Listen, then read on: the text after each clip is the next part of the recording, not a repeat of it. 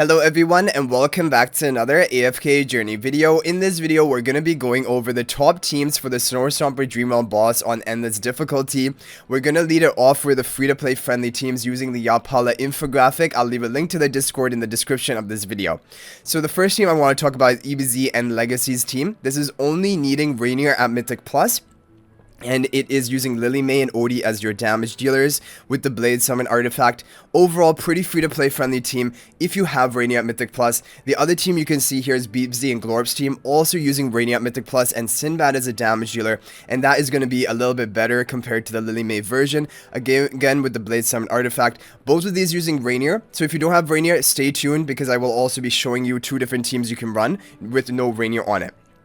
Moving up to the mid-spender sort of teams, we have EBZ's team, which is really solid, but it is using Reinier at Mythic Plus and Harak, and ideally you want to have your Harak at Supreme Plus to maximize the potential. Sinbad as a damage dealer, but you can replace Sinbad for Odie if need be, but Sinbad is a little bit better. Moving on to Hani VH's team, this is using Reinier at Mythic Plus again, but now with the twins, and it is using Sinbad as a damage dealer, so no need for Harak. This team is doing a little bit better than EBZ's team, so I do recommend it. It overall is a pretty budget friendly team, just needing two Celestial Hypogean heroes, and Reinier can be at Mythic Plus as always. If you need to replace Sinbad, you can swap him out for Odie in the same position. And it still will be pretty good for you. Moving on to the overall top teams, which are the pay-to-win teams, we have Frosty's team, which is really doing well, only using three Celestial Hypogean heroes, the twins at Supreme Plus ideally, Harak at Supreme Plus, and Reinier at Mythic Plus. You can try it if the twins are lower ascension. I don't know how well it will do. Sinbad is a damage dealer and Sonya here as well. I would think that if you don't have Sinbad again, you could try using it with Odie, but Sinbad definitely is the best option. And then finally, we have the overall most pay-to-win team, but also the top performer with equal level of investment. It is using Cryonaia as well, along with Reinier, Harak, the twins, and Odie as the damage deal option with the Harmonic spell. But the thing with this is, because these top two teams are very similar in score, it will actually come down to the charm upgrades you have, the level of investment in each hero, and so either one of these are going to be great options for you to choose. Okay, before we run this team, I want to show you guys the team options if you do not have Reinier at Mythic Plus at all.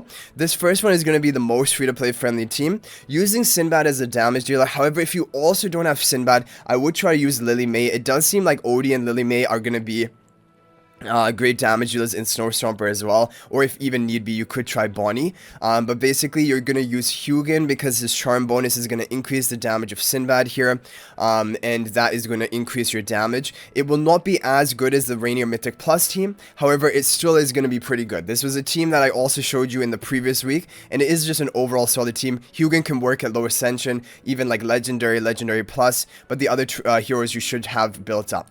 Now, the other team which is going to do even better than that is going to be a Hugin and Twins comp, and if you take a look at this, it's going to be the Twins Stellar bonded to Sonya and Sinbad, Elijah Blue Hair Twin in the back, Lila Pink Hair Twin in the front, and Hugin in front of the Sinbad, Mikola off to the side. Again, if you don't have Sinbad build, I would try using Odie, because Odie seems to be the best replacement for Sinbad, but if you needed to replace Sinbad in the first team we showed you, probably replace for Lily May. That would be my recommendation. This is with the Blade Summon artifact. So those are two teams you can run, but now we're going to go and attack with the overall top performing teams.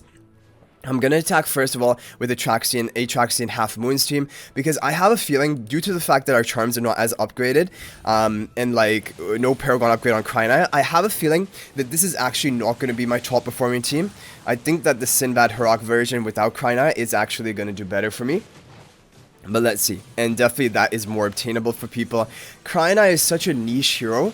She basically is only in the top team for Snow Stomper and Crazy Shellbrute, and it is such a minor difference, like if you compare it to the second best team option, and that is why going for Cryonaia, definitely as a free-to-play or light spender, is definitely not recommended.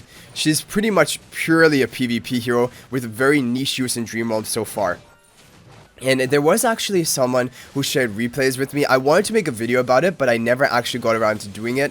But basically, it was that he did a lot of testing with Cryonaia before even getting to in pre-endless, because he started the season later. So we got 75.1 billion, not bad. But yeah, he did testing with Cryonaia, and she wasn't even doing so great in pre-endless, other than in one specific boss where he was able to make it work. And so Cryonaia is very going to be a niche unit for Dream Realm, even pre-Endless it is looking like. Okay, so we got 75.1 billion, which is definitely not bad. And that is a good score. However, I want to see, because now we have Sinbad Mythic Charms, the Mythic quality bonus, which is for Sinbad and Odie, is exactly the same. It basically boosts their damage on every third attack, dealing bonus damage. And so that's why I think that because we have Sinbad Charms upgraded and not Odie Charms, we're probably going to get a higher score with this team version. But both are basically top teams, and you can run either of them.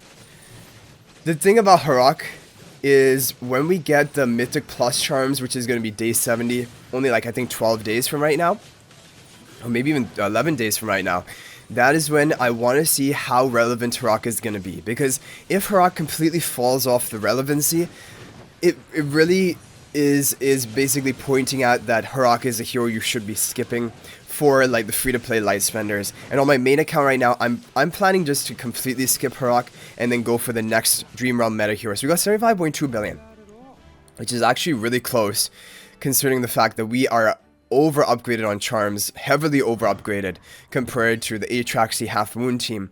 But we hardly beat the damage score. So now we're gonna do some skip runs. We'll do skip runs of both and see which ends up doing better. 74.8 billion.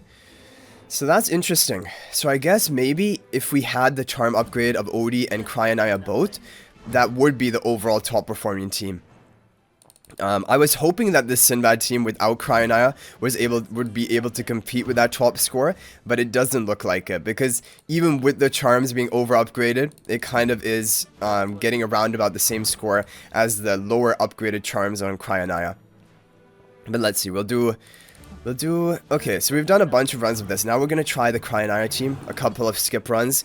It's weird with the Snow Stomper, because in the previous season, Snow Stomper was a really high RNG boss. But in this season, because they made the changes to Snow Stomper, it seems like Snow Stomper has way lower RNG, and your scores usually end up being really similar, back to back. Like a lot of consistency in them, as long as the team formation is exactly the same. So yeah, we need to upgrade. Okay, we got a new record with this. Going to the top 3, so that is a great score. However, who is the top today? Top is 75.8 billion. I think they have to be running this Cryonaia team. It looks like this is doing better even with the unupgraded charms. And yeah, like upgrading the Odie charms will be a priority. Eventually Cryonaia charms as well. But Cryonaia charms, they just increase her own damage output. They don't like provide any useful effect for the whole team. But they would also increase her attack, which is going to increase her damage output. Okay, we'll skip. We'll do a few more skip runs, see if we can get better, but I think honestly that might be our limit, because we're also a little bit behind on levels, because people have reached up to 810 level today for Dream Realm. Okay, new record. Hardly a new record, 75.465 billion.